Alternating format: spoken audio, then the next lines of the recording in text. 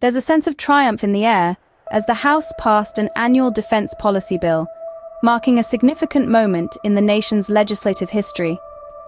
This move sends a resounding $886 billion defense spending bill to the desk of President Joe Biden.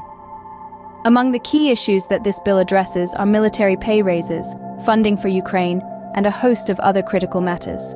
The National Defense Authorization Act, a legislative requirement that Congress must pass each year, has been at the center of this whirlwind. This year's iteration includes a 5.2% pay raise for troops and authorizes funding for Ukraine.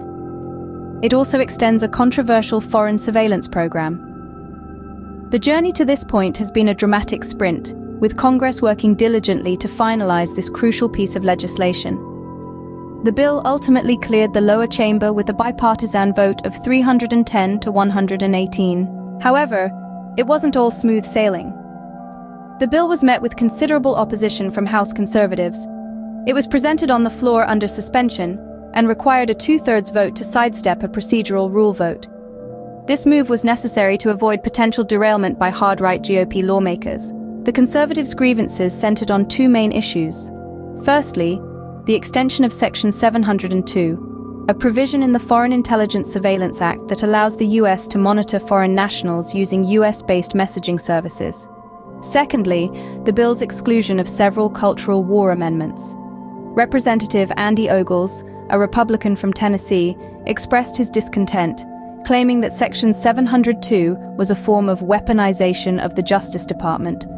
The House had previously passed its own version of the defense bill, which was riddled with controversial amendments. These targeted abortion programs, diversity, equity, and inclusion initiatives, and transgender care for service members. The partisan bill was rejected by the Democratic-controlled Senate, which passed its own bipartisan version, sans the contentious measures. The version that finally cleared the House was a compromise reached by negotiators from both the House and Senate.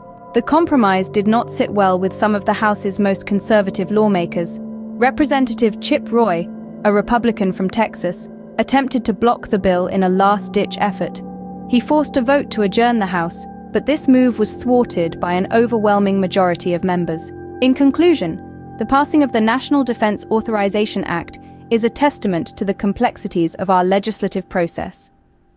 It serves as a stark reminder that the path to policymaking is often fraught with debate, compromise, and at times, controversy. Yet, it also underscores the unyielding commitment of lawmakers on both sides of the aisle to ensure the safety and welfare of our nation and its servicemen and women.